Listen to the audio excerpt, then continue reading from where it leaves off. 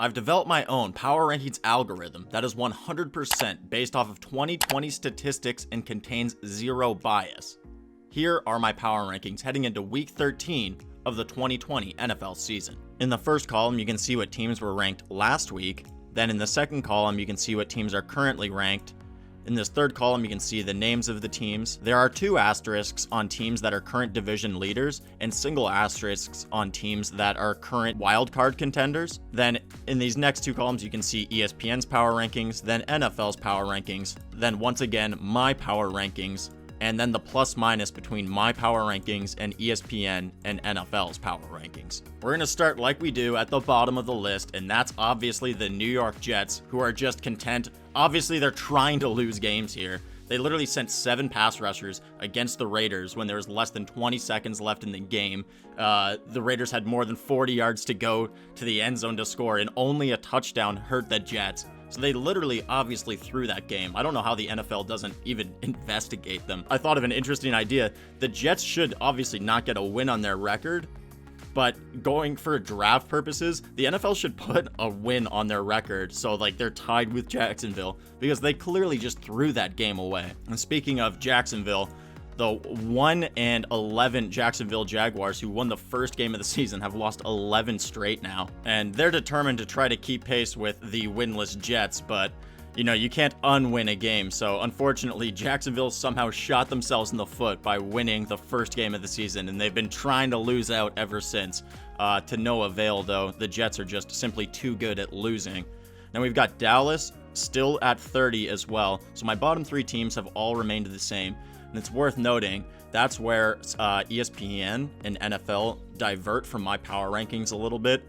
The NFL has Dallas all the way up at 27, ahead of Chicago and Philadelphia. And then both ESPN and NFL have Cincinnati at 30, which I can side with. Then at 29, after just, a 45-0 loss against the Patriots, that's going to hurt you if you're a statistic-based power rankings. I can understand if you're just using your eyes and you're using the eye test for your rankings, you could just, write that game off. It was Bill Belichick coaching against a rookie Justin Herbert, and there was, the special teams scores and everything that went right for the Patriots in that game. You can see ESPN has them at 28, so only 1 spot ahead of me, and I'm 4 spots lower than NFL, who has them up at 25. Just fair enough. Then at 28, I have Cincinnati, and they went up 1 spot. You see them and the Chargers swapped places. And, that's, once again, totally based off of a 45-0 loss. In terms of Cincinnati, I'm 2 spots higher than ESPN and NFL, who, as I stated, has Cincinnati down at 30. At 27, I have Detroit. They're still in 27th. I am 2 spots lower than ESPN, and I'm 1 spot lower than the NFL on Detroit, who, obviously Detroit was going to beat the Bears this past week, because teams this season, and I think historically, I'm not sure what the record is, I should probably have looked this up, but teams generally, it seems like, rally and win after they fire their head coach. So, Detroit having fired Matt Patricia, it wasn't surprising really that they won that game. And at 26, down 2 spots, I have Philadelphia. I'm 1 spot higher than ESPN, and I'm 2 spots higher than NFL, and rightfully so. Philadelphia is just a dumpster fire. Like, can you believe that the starting quarterbacks right now in the NFC East are Colt McCoy, Alex Smith, Andy Dalton, and Carson Wentz? Now it's Jalen Hurts there, but the point is Carson Wentz is actually healthy. He's the only quarterback that's a starter at the beginning of the year that's healthy right now. If I told you that, and the winner of the division only had 5 wins at this point, you would assume, obviously, the Eagles are winning the division. It's kind of preposterous, and I don't blame Carson. I think it's coaching, personally. Time will tell, I suppose. We'll see. I think this year is just a wash for Philadelphia. We can see. It's going to be interesting to see Hurts play at Taysom Hill this week, see what we got with Jalen Hurts.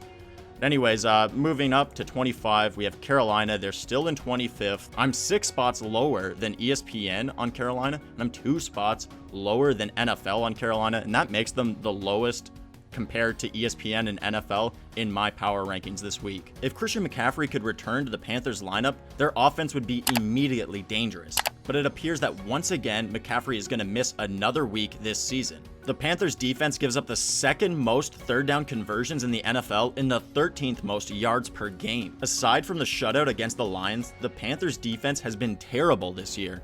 If you exclude that shutout from their record, the Panthers defense in points per game goes from 16th to 25th. Then at 24, down 3 spots, I have the Houston Texans, which ESPN agrees with me on, and I'm 2 spots lower than NFL on the Texans.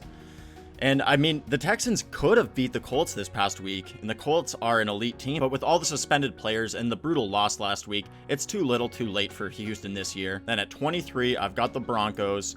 I'm even with ESPN on the Broncos, and I'm 1 spot higher than the NFL on the Broncos.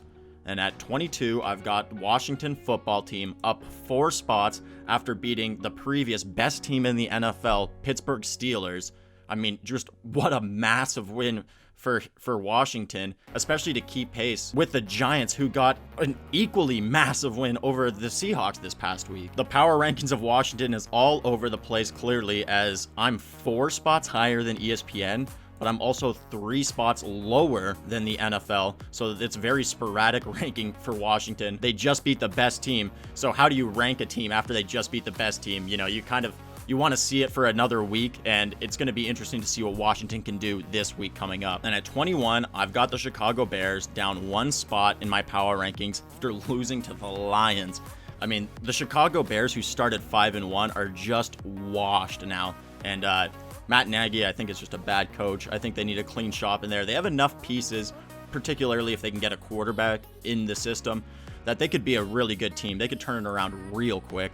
I'm even with ESPN, and ESPN and myself are both 8 spots higher than NFL, who is just, I mean, they got Chicago in the sewer right now. Then at 20, down 2 spots, I've got the Atlanta Falcons. I'm 2 spots higher than ESPN and 1 spot higher than NFL on the Falcons. Then at 19, I have the playoff-bound, division-leading, Colt McCoy-led New York Giants up 3 spots in my power rankings, and I'm 1 spot higher than ESPN, 1 spot lower than NFL on the Giants. So we're all pretty much in agreement where they are in the ballpark. And I think it's going to be an interesting run actually down the stretch here. The Washington football team and the Giants to see who can win the NFC East. It's actually turning into an interesting race, and they're both playing phenomenal defense right now. I'm really actually interested to see how that finishes. And then at 18, I've got the Minnesota Vikings, currently holding a wild card position themselves, the 7th seed in the NFC. They're up 1 spot. And I'm 1 spot lower than ESPN and 2 spots lower than the NFL on the Vikings. And at 17, 2 weeks ago, they beat the Rams, who the Rams looked like world beaters last night against the Patriots. And then last week, they just got dusted by the Bills, and Josh Allen looked like an absolute MVP candidate in that game. Anyways, I've got San Francisco down 1 at 17. I'm 1 spot higher than ESPN on them, and I'm 3 spots higher than the NFL on them. I still think they're a good team. I think Josh Allen just played a hell of a game this past week. And at 16, down 1 spot, I've got Arizona. I am 2 spots lower than ESPN and 1 spot lower than the NFL on Arizona Cardinals.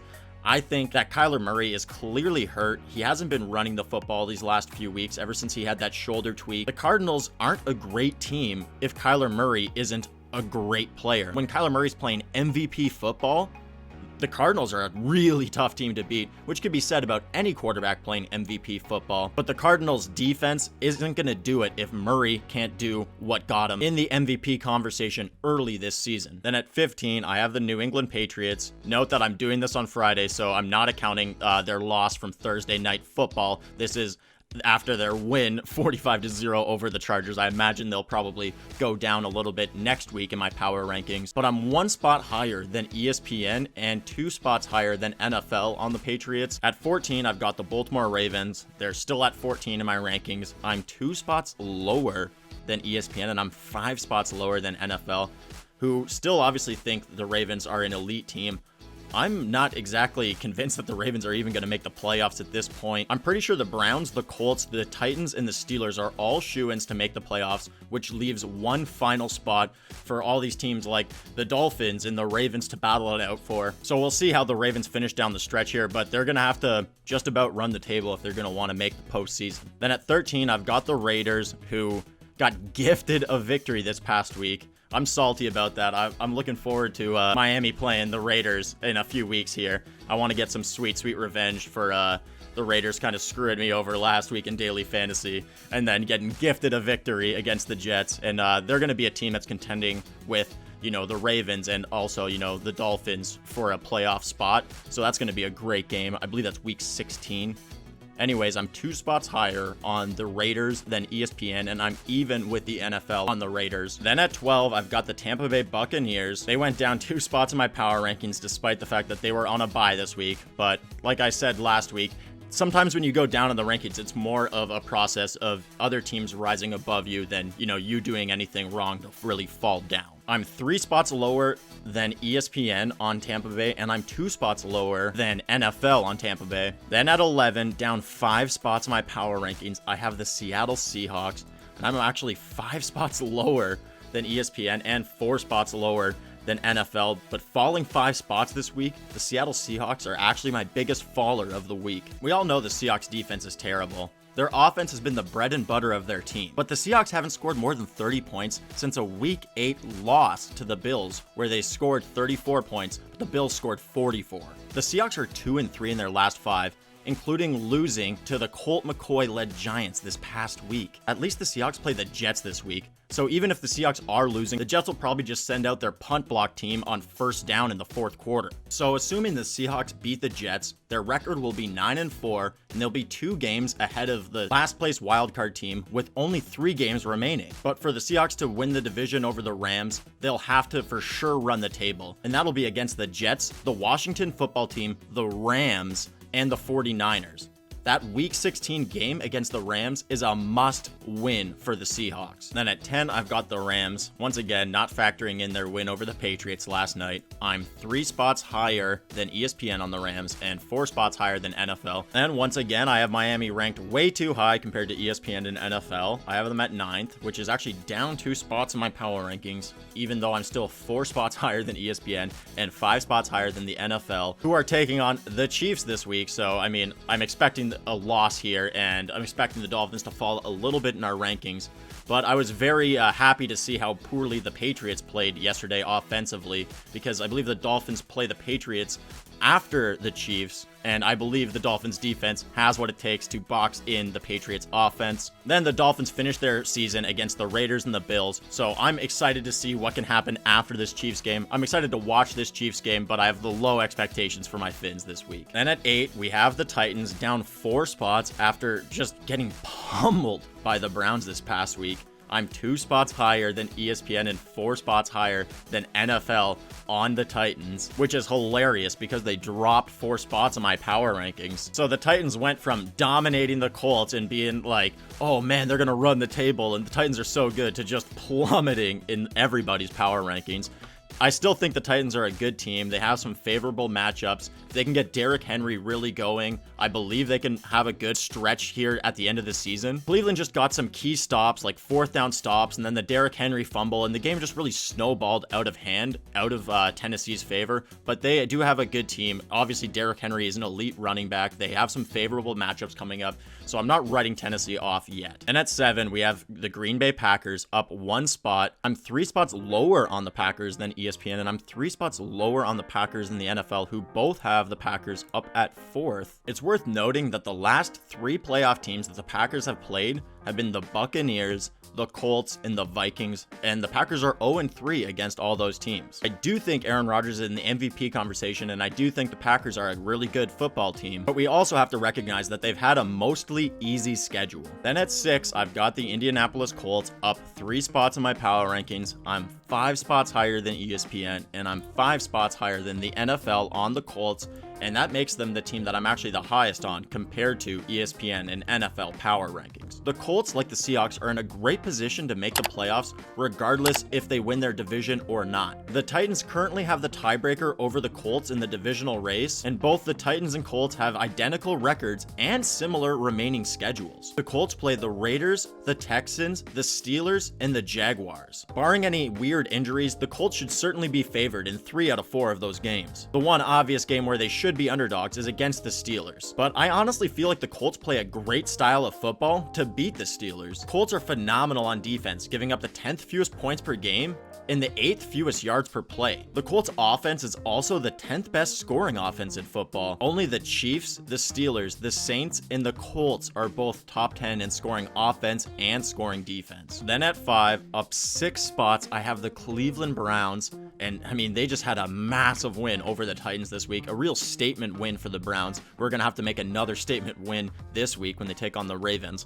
I'm 3 spots higher than ESPN on the Browns, and I'm 3 spots higher than NFL on the Browns. Like I said, though, they went up 6 spots in my power rankings, which makes them my biggest riser of the week. The stink from the blowout losses to the Ravens and the Steelers at the beginning of the Browns season really took the shine off their 4-2 start. Then the Browns played 3 straight home games in November where the weather was horrendous. If you thought Cleveland was a crappy place to live before, apparently they get hurricane-like wind and freezing weather in November, so at least Cleveland has that going for it.